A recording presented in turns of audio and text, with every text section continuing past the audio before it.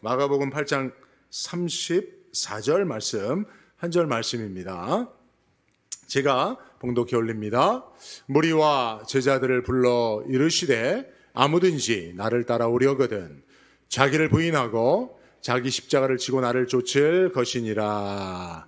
아멘. 우리 이현주 목사님 나오실 때에 여러분 우리 환영하는 마음으로 할렐루야 하며 크게 박수로 한번 환영하도록 하겠습니다. 할렐루야.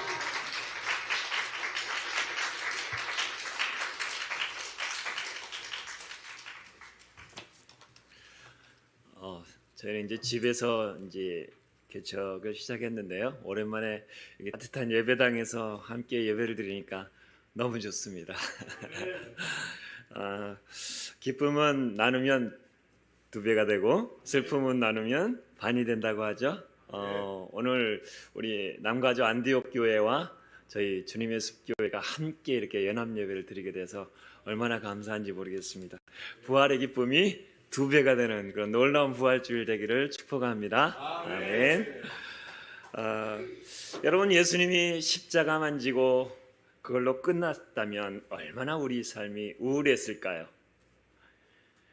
그런데 부활로 대역전극을 펼쳐주셔서 얼마나 감사한지 모르겠습니다. 우리 주님은 악한 자 사탄의 머리를 깨뜨리시고 죽음을 이기시고 승리하셨습니다.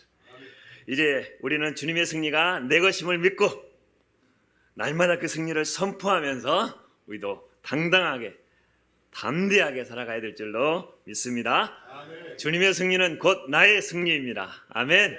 아멘. 세상에 기죽지 말고 질병에 눌리지 말고 염려 근심에 눌리지 말고 아멘. 강하고 담대하게 주님의 자녀답게 그렇게 우리가 살아가기를 축복합니다. 부활의 기쁨과 승리가 여러분에게 충만하기를 축복합니다. 우리 좌우분들하고 그렇게 나눴으면 좋겠습니다. 부활의 기쁨이 충만하기를 축복합니다. 아멘. 우리 청년들이 찬양하는 모습을 보니까 참 좋더라고요. 대부분 눈에 익어요. 저희 집에도 놀러 왔었거든요.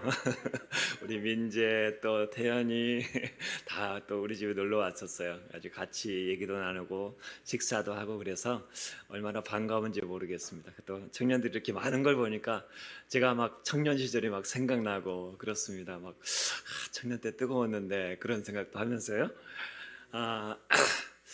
독일의 유명한 신학자가 복음주의 신학자 에릭 사우어라는 사람이 이렇게 말했습니다. 부활절은 예수님의 부활로부터 시작하여 우리 성도의 부활로 끝난다. 그러므로 우리는 두 개의 부활절 사이에서 살고 있다. 예수님의 부활과 우리의 부활 사이에 우리가 살고 있다. 그러므로 우리는 예수님의 부활이 주는 믿음의 능력을 가지고 우리의 부활을 향해서 달려가는 사람들이다. 아멘. 그리스도인들은 그리스도의 부활을 기뻐하는 사람들입니다. 그리고 장차 우리 또한 그렇게 주님처럼 부활할 것을 바라보며 살아가는 사람들입니다. 그것뿐만이 아니죠. 오늘 지금 현재를 살아가면서 그 부활의 능력을 가지고 담대하게 기쁘게 살아가는 사람들이 우리 그리스도인들이요 성도들입니다. 여러분, 우리는 부활을 과거 시점, 미래 시점, 현재 시점으로 바라볼 수 있어야 합니다. 과거 시점. 부활은 분명히 역사 속에 있었고 실제한 일이었습니다. 예수님의 부활은 분명히 사실이고 실제로 있었던 일입니다.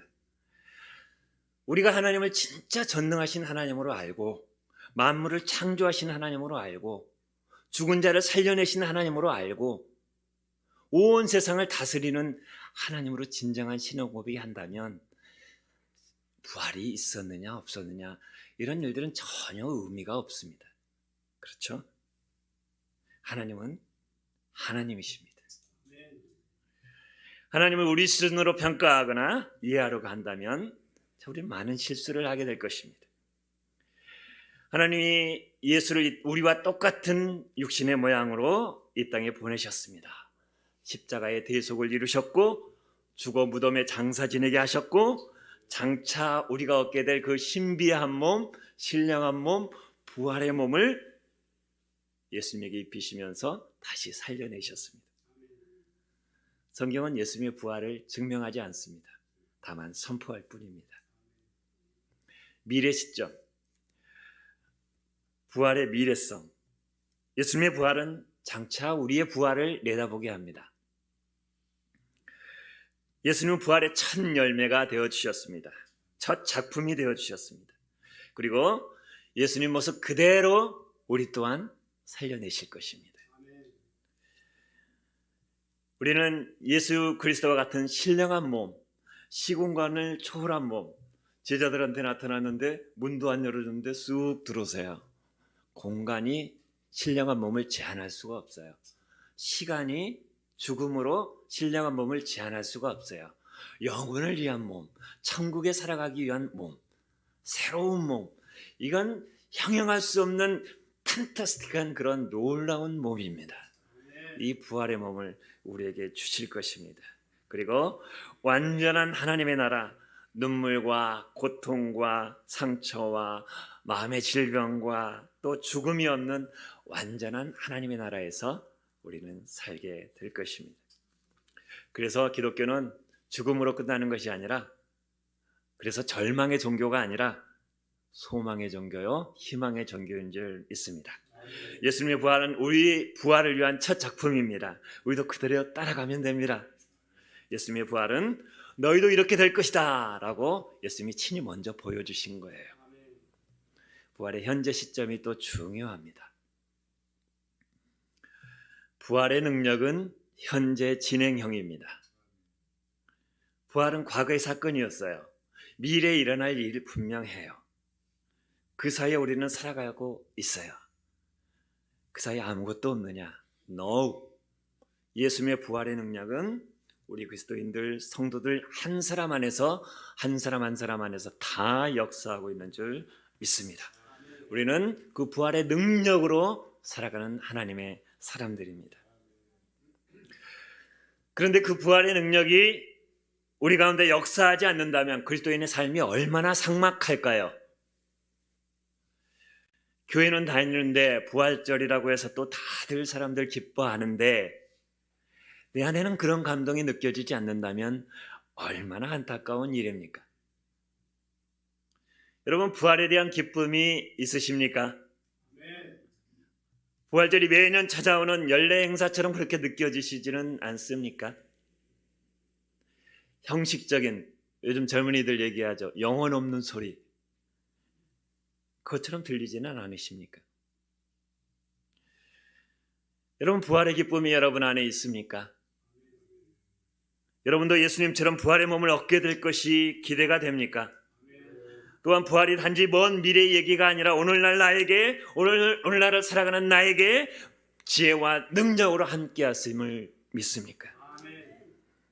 그렇지 못하다면 우리는 불쌍한 사람들입니다. 우리는 무기력한 사람들이 될 것입니다. 그렇다면 어떻게 해야 부활의 삶, 승리의 삶을 살아갈 수 있을까요? 오늘 우리는 마가복음 8장 34절 말씀을 읽었습니다. 제가 참조 말씀으로 계시록 3장 20절 말씀과 사도행전 1장 4절 말씀을 보냈었는데요. 제가 한번 나머지 말씀을 읽도록 하겠습니다. 계시록 3장 20절, 볼지어다 내가 문 밖에 서서 두드리노니 누구든지 내 음성을 듣고 문을 열면 내가 그에게로 들어가 그와 더불어 먹고 그는 나와 더불어 먹으리라. 사도행전 1장 4절 말씀, 사도와 함께 모이사 그들에게 분부하여 이르시되 예루살렘을 떠나지 말고 내게서 들은 바 아버지께서 약속하신 것을 기다리라. 부활의 삶을 살아가려면 여러분, 첫 번째, 부활의 삶을 살아가려면 부활하신 주님이 우리 안에 사셔야 됩니다. 부활하신 주님이 우리 안에 살지 않는데 어떻게 부활의 삶을 경험할 수 있겠습니까? 이 땅에 오신 예수님과 함께 지낼 수 있었던 제자들 얼마나 행복했을까요? 예수님과 함께 생활하고 먹고 마시고 또 예수님으로부터 직접 배웠던 그 기쁨 얼마나 컸을까요? 그런데 예수님이 허망하게 십자가에 돌아가셨어요. 멘붕에 빠졌을 거예요. 그러나 부활하신 주님을 다시 만났을 때 얼마나 기뻤을까요? 다시 예수님과 부활하신 예수님과 함께할 그 시간들이 얼마나 기대가 됐을까요? 그런데 예수님은 40일 후에 승천하셔 버렸습니다. 제자들 곁을 떠나셨습니다. 이제 예수님과 동행은 끝난 것입니까? 아닙니다. 이제 예수님은 제자들뿐만 아니라 온 세계 열방들과 함께 하시기 위해 영으로서 우리와 함께 하시는 줄 믿습니다. 누구든지 예수님께 마음문을 열고 그분을 구세주로 왕으로 모셔드리면 부활하신 주님이 우리 안에 오시는 것입니다. 그리고 부활하신 그 주님과 행복한 동행이 시작되는 것입니다. 이것이 현재 시점에서 바라보는 부활의 현재성입니다. 계시록 3장 20절 볼지어다 내가 문 밖에 서서 두드리노니 누구든지 내 음성을 듣고 문을 열면 내가 그에게로 들어가 그와 더불어 먹고 나는 그와 더불어 먹으리라. 메시지 성경에서 아주 재밌게 번역을 했더라고요. 나를 보아라. 지금 내가 문 앞에 서 있다. 내가 노크하고 있다. 만일 내가 부르는 소리를 네가 듣고 문을 열면 나는 곧장 들어가 너와 더불어 앉아 만찬을 나눌 것이다. 현실감 있게 번역이 되어 있죠. 어떻게 부활하신 주님이 우리 안에 살 수 있습니까? 주님을 내 인생의 주님으로 모셔드려야 됩니다. 내 인생을 이끌 지도자로 왕으로 모셔드려야 합니다. 영접하는 자 곧 그 이름을 믿는 자들에게는 하나님의 자녀가 되는 권세를 주셨으니 여러분 예수님께 마음문을 열지 않고 그분을 받아들이지 않으면 어떻게 부활의 삶을 경험할 수 있겠습니까? 예수님을 마음의 중심에 모시고 예수님을 신뢰하며 사랑하며 살겠노라고 고백하지 않으면 부활의 능력이 어찌 우리 삶에 주어질 수 있겠습니까? 예수님을 구주로 영접하지 않고도 수십 년 교회 다니신 분들이 있더라고요. 예수님을 믿는 것처럼 오랫동안 교회를 다녔는데 함께 교제도 하고 함께 선교도 가고 함께 식사도 하고 울고 웃으며 그렇게 살아왔는데 예수님과 상관없이 살아가는 사람도 있더라고요. 하나님 중심을 보십니다. 하나님을 속일 자는 아무도 없습니다. 부활절 이스터라고 해서 우리 막내가 지금 이제 7살인데 1학년이에요. 계란 그림을 그려왔더라고요. 그래서 야, 너 이 계란 그림 왜 그렸는지 알아? 이스터 때 왜 이 계란 그림을 그릴까? 하고 물어봤어요. 그러니까 갑자기 나의 무거운 질문에 갑자기 침묵하고 있었습니다. 기회는 이때다. 그래서 계란이 말이야. 계란이 나중에 그 속에서 뭐가 나오지? 병아리가 나오지. 그래. 꼭 겉에서 보기엔 생명이 없는 것 같은데 거기서 생명이 나오잖아. 부활은 그와 같은 거야. 예수님이 부활하신 것을 기념하기 위해서 그렇게 계란을 그렇게 그림도 그리고 너네 학교에서 병아리 부화시킨다며 그렇게 하는 거야. 근데 옆에 있던 그의 형이 그렇게 얘기하더라고요. 야, 닭이 결혼해서 계란을 낳지 않으면 거기는 생명이 없어. 아는 체를 딱 하더라고요. 맞죠? 씨 없는 계란이 있어요. 아무리 암탉이 품어도 죽고 맙니다. 썩고 맙니다. 그러나 그 안에 생명이 있는 그 계란은 그 속에서 병아리가 나오는 거죠. 예수님이 말씀하십니다. 예수께서 이르시되 나는 부활이요 생명이니 나는 부활이요 생명이니 나는 부활이요 생명이니 부활하신 예수 그리스도가 내 안에 살게 해야 합니다. 그분이 내 안에 사시도록 그분을 구세주와 주님으로 분명히 모셔드려야 합니다. 그렇지 않고는 부활의 삶을 경험할 수 없는 노릇이죠. 그분이 내 인생을 이끄시도록 내어 맡겨드려야 됩니다. 그리고 예수님을 한 걸음 한 걸음 순종하면서 우리는 따라가야 합니다.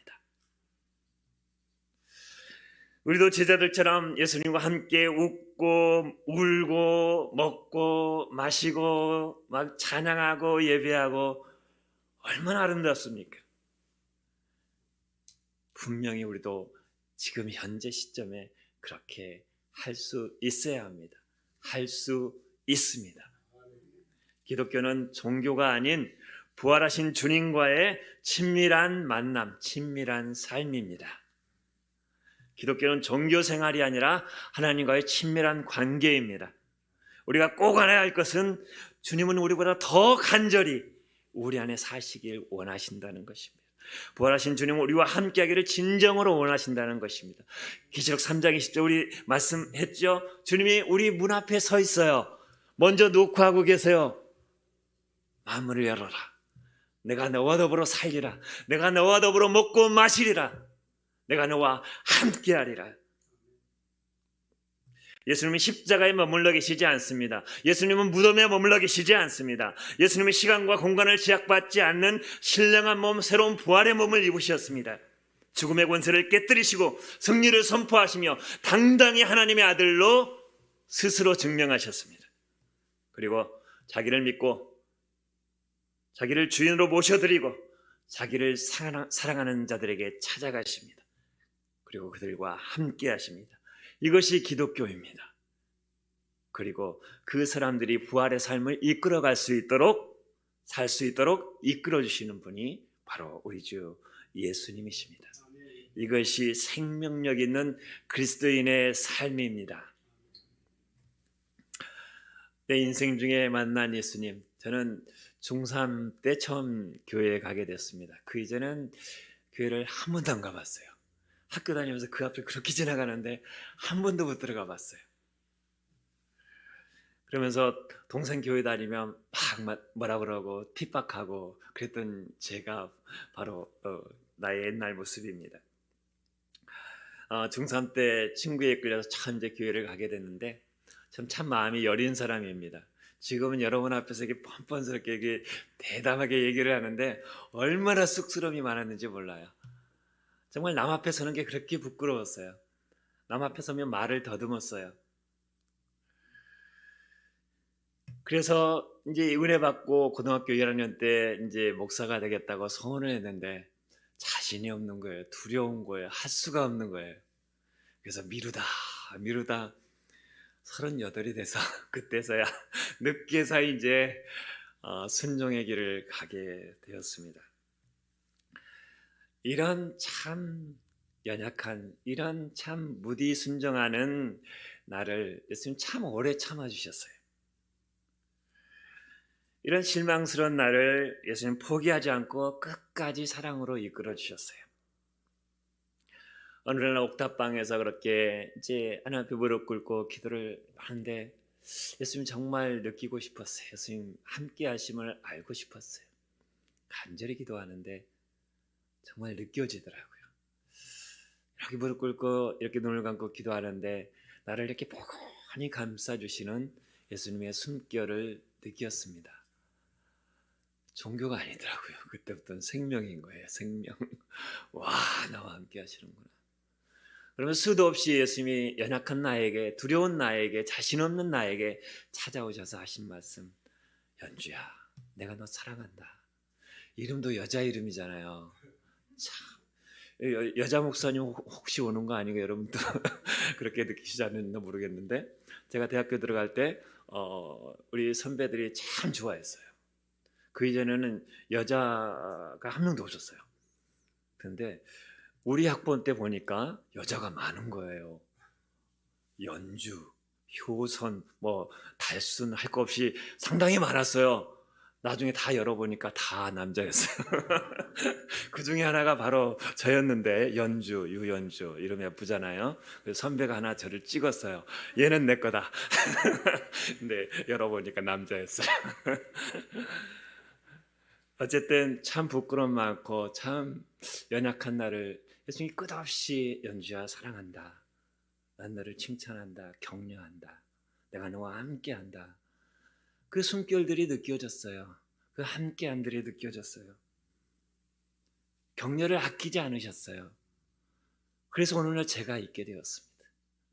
지금 이렇게 담대하게 얘기할 수 있다는 게 참 기적입니다. 우리 가족들이 절 보면 놀래 잘 빠질 것입니다. 주님과 함께 해왔던 삶이 나를 살렸습니다. 나를 어떤 상황에도 담대하게 했습니다. 부활하신 주님과 동행하는 삶은 내 삶을 살아나게 했고 힘있게 했고 부활의 삶을 살아갈 수 있도록 그렇게 해주었습니다. 부활하신 주님을 다시 만난 제자들 얼마나 기뻤을까요? 그 여인들 얼마나 기뻤을까요? 부활하신 주님의 그 손과 그 옆구리를 만져보면서 실제로 경험했던 이 도마는 얼마나 기뻤을까요? 그 예수님과 우리도 동행할 수 있습니다. 이것은 특별한 사람들에게만 허락된 특권이 아닙니다. 주님께 마음문을 열고 그분을 모셔드리는 사람이라면 누구나 누릴 수 있는 것입니다. 단지 영생 얻기 위해서 예수님만 영접하지 마시고 예수님, 내 안에 살아서 역사해 주십시오. 내 안에 살아계신 주님으로 내 안에 살아 역사해 주십시오. 저도 부활의 삶을 살아갈 수 있도록 주님 역사해 주십시오. 주님을 구하십시오. 찾으십시오. 두드리십시오. 주님을 얻게 되고 주님을 만나고 주님을 경험하게 될 것입니다. 두 번째, 무거운 이야기입니다. 오늘 본문 말씀을 들으면서 여러분 읽으면서 마음이 무겁지 않으셨습니까? 부활의 삶을 살아가려면 부활하신 주님을 따라가야 합니다. 어떻게 해야 주님을 따라갈 수 있습니까? 오늘 본문은 주님을 따르기 위해 우리에게 해야 할 일들을 잘 나타내주고 있습니다. 무리와 제자들을 불러 이르시되 누구든지 나를 따라오려거든 자기를 부인하고 자기 십자가를 지고 나를 따를 것이니라. 오늘 말씀은 주님을 따르려거든 자기를 부인하고 자기 십자가를 지라고 말씀하고 있습니다. 그런데 여러분, 자기를 부인하는 삶이 쉽던가요? 그래서 주님은 우리 삶에 십자가를 주십니다. 그래서 자기를 부인하게 해주시더라고요. 자기 십자가를 지는 것이 무엇일까요? 우리가 이 땅에 살아가면서 겪는 모든 고통과 아픔을 말하는 것일까요? 우리가 잘못하고 실수하고 죄를 지어서 또 따라오는 그 고난도 우리의 십자가일까요? 사실 여기서 예수님의 십자가, 자기 십자가의 정확한 의미는 예수님을 믿고 따르는 길 가운데 따라오는 고통들, 고난들을 말하는 것이죠.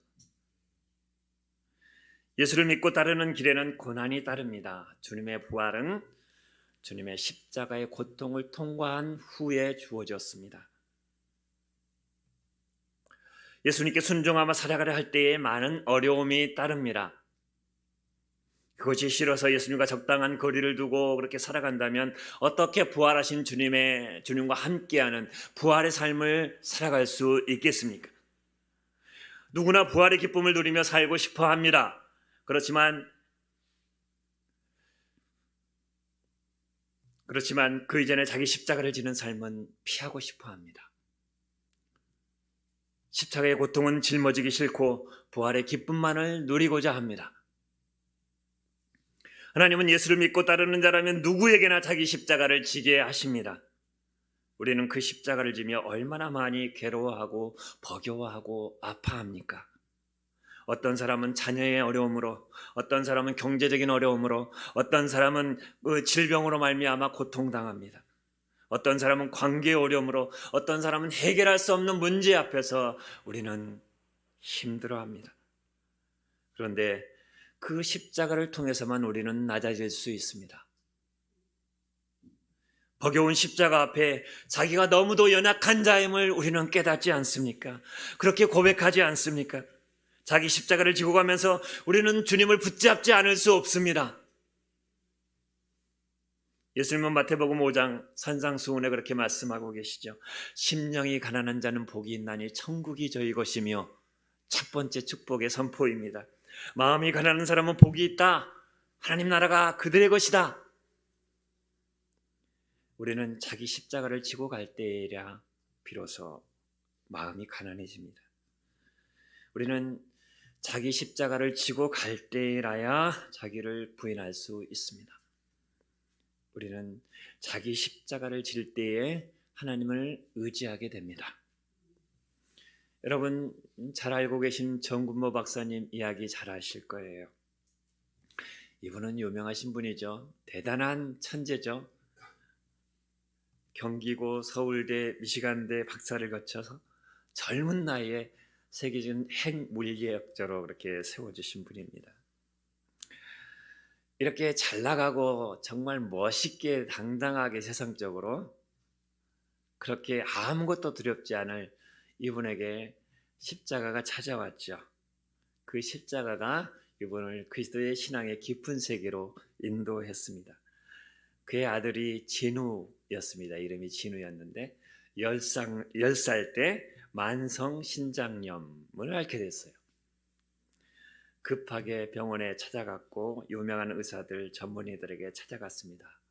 죄송합니다만 치유 불가능한 신장병입니다. 그래도 여기가 보스턴이요 뉴욕에 가까운 곳인데 최고의 의사들이 있는 곳인데 다 찾아갔어요. 여러 병원을 찾아갔지만 결론은 똑같았습니다. 겨우 10살이던 아들의 그런 치명적인 질병 앞에서 얼마나 마음 아팠을까요? 그것 때문에 고통스러워하는 아들의 모습을 보며 얼마나 안타까웠을까요? 급기야 자기 신장까지 떼서 자기 아들에게 주어요.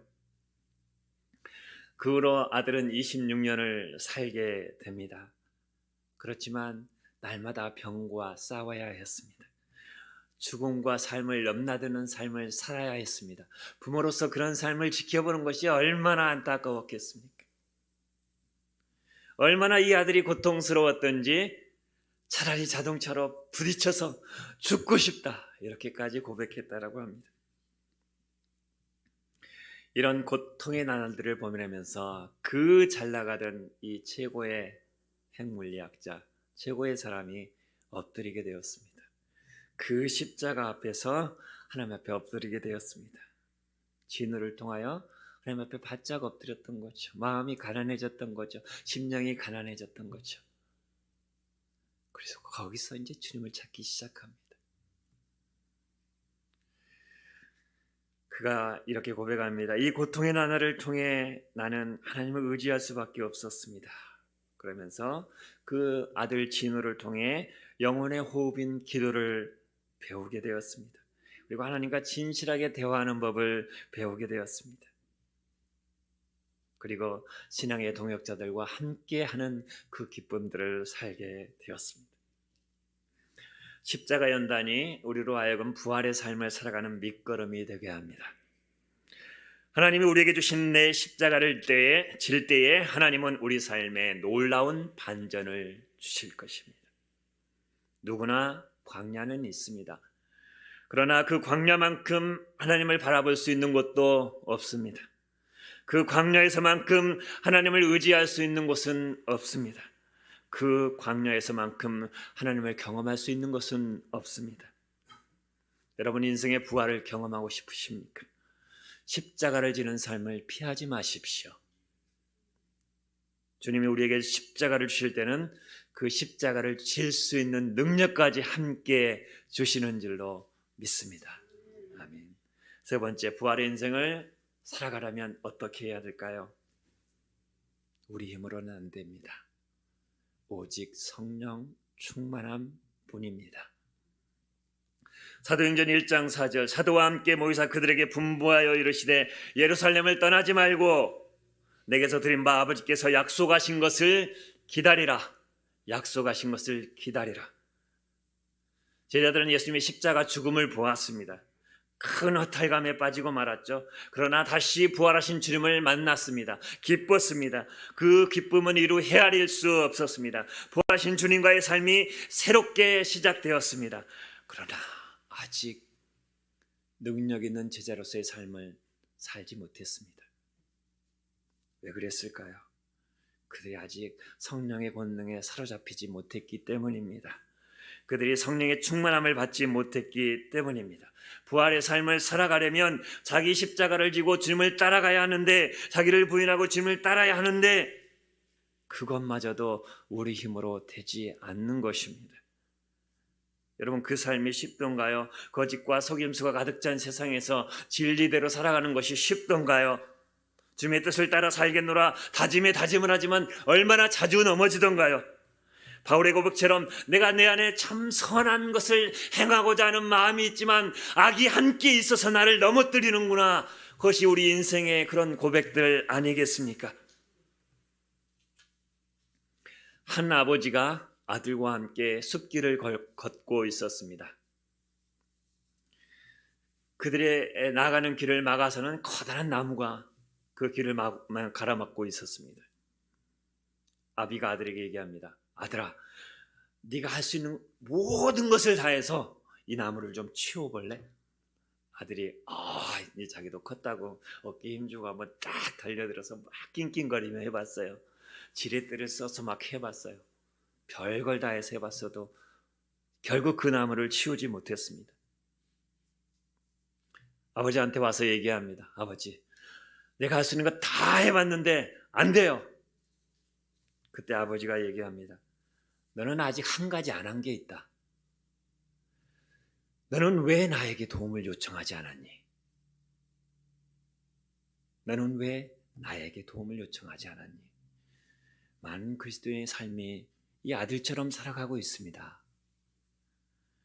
우리는 우리 힘으로 세상을 이길 수 없습니다. 우리는 우리 힘으로 예수님을 온전히 따를 수 없습니다. 우리는 우리의 힘으로 부활의 삶, 능력의 삶을 살아갈 수 없습니다.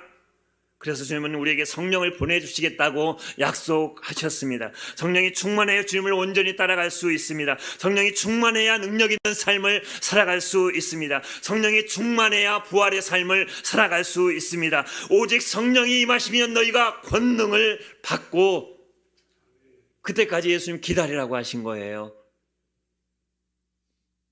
성령께서 우리의 연약함을 도우사 기도할 수 있게 하시고, 성령이 충만할 때 우리 안에 담대함이 생기고, 생명의 성령의 법이 우리를 사로잡을 때 죄와 사망의 법에서 우리가 떠날 수 있게 되고 자유케 되고, 성령이 충만할 때 우리에게서 질병이 떠나가고, 성령이 충만할 때 마음의 상처들이 완전히 치유되고, 예수님은 우리의 모든 신앙생활이 성령으로 말미암도록, 성령을 의지하여 승리할 수 있도록 설계해 놓으셨습니다. 그렇다면 여러분, 우리가 해야 될 최선의 기도는 무엇인가요? 그것은 성령의 충만함을 구하는 기도입니다. 예수님이 부활이도록 일으킨 그 능력이 무엇입니까? 로마서 8장 11절에 얘기하죠. 만일 예수님을 죽은 자들로부터 일으켜 세우신 분의 영께서, 그 영께서 너희 안에 있으면 너희도 살 것이다. 예수님을 죽은 자들로부터 일으켜 세우신 영이 누구라고 얘기하고 있습니까? 성령이라고 얘기하고 있습니다. 성령께서는 주님을 죽은 자들로부터 일으켜 세우셨습니다. 또한 그 성령이 우리 안에 충만하게 계실 때 우리도 이 땅에서 부활의 삶을, 권능 있는 삶을 살 수 있게 예수님 다 준비해 놓으셨어요. 주님의 부활을 이루신 그 성령님 지금 어디 계십니까? 저와 여러분 안에 계십니다. 우리 안에 거하시는 그 성령을 통해 우리 죽을 몸도 살리시려고 준비하고 계시는 것입니다. 하나님은 부활을 일으킨 그 영, 그 성령을 우리에게 주시겠다고 약속하시고 구하라고 말씀하셨습니다. 신약에서만 말씀하신 게 아니에요. 구약에도 잘 찾아보세요. 수도 없이 약속하고 있습니다. 그리스도를 보내겠다, 구세주를 보내겠다, 그리고 한 가지 더 약속, 성령을 보내겠다. 그리스도께서 모든 일을 다 이루시고 그것이 여러분의 것이 되시도록 성령을 보내주겠다. 그것이 구약의 약속이요 신약의 약속인 것입니다. 누가복음 11장 13절, 너희가 악할지라도 좋은 것을 자식에게 줄 줄 알거든 하물며 너희 하늘 아버지께서 구하는 자에게 좋은 것, 성령을 주시지 않겠느냐. 구약에도 그렇게 약속하셨죠. 에스겔 36장 26절, 또 새 영을 너희 속에 두고 새 마음을 너희에게 주되 너희 육신에서 굳은 마음을 제거하고 부드러운 마음을 줄 것이며, 에스겔 36장 말씀이죠. 36장 끝미에 끝나가는 시점에 그렇게 또 얘기합니다. 그래도 이스라엘 족속이 이같이 자기들에게 이루어 주기를 내게 구하여야 할지라. 약속이 우리 것이 되는 것은 무엇입니까? 기도입니다. 그래도 이 일이 이루어지도록 너희가 구하여야 할지라. 여러분, 약속된 성령은 구하는 자에게 부어집니다. 소망하는 자에게 능력으로 부어집니다. 그 성령이 우리 안에 충만할 때 우리는 모든 것을 믿으며 모든 것을 견디며 모든 것을 바랄 수 있습니다. 예수님과 3년을 동행했던 제자들, 십자가를 지나 예수님의 부활까지 목격했던 그들, 그러나 아직 그들에게는 부활의 증인으로 살아갈 힘이 없었습니다. 에너지가 없었습니다. 부활의 상, 권능 있는 삶을 살아낼 그 에너지가 없었습니다. 그래서 주님은 말씀하십니다. 약속하신 것을 기다리라. 무슨 약속을 했습니까? 무엇을 기다리라고 하셨습니다. 하셨습니까? 사도행전 2장 분명히 말씀합니다. 그들이 다 성령의 충만함을 받고, 이것이 주님의 약속하신 실체였습니다. 여러분, 성령이 충만해야 우리가 부활의 삶, 능력 있는 삶, 승리하는 삶을 살게 되는 것입니다. 너무 말씀을 길게 해서 죄송합니다. 말씀의 결론을 맺습니다. 여러분, 예수님의 부활과 장차 얻을 부활, 그 사이에 우리는 살아가고 있습니다. 현실은 쉽지 않고 유혹도 많고 어려움도 많고 두려움도 많고, 그러나 부활하신 우리 주님이 우리 안에 살고 계십니다. 우리가 묵묵히 주님의 십자가를 지고 주님을 따라갈 때 위로부터 부어지는 성령의 능력이 우리 안에 부어지며 우리가 부활의 삶, 승리의 삶을 살아갈 수 있도록 이끌어 주실 줄 믿습니다. 여러분, 우리 부활의 삶이 현재 진행형으로 우리 가운데 역사하는 그런 생명력 있는 삶, 승리의 삶을 살아가기를 축복합니다. 그리스도인은 예수님의 승리로 이미 이겨놓은 싸움을 살아가는 사람들입니다. 우리 안에 부활하신 주님이 계시고 우리에겐 성령님이 함께 하십니다.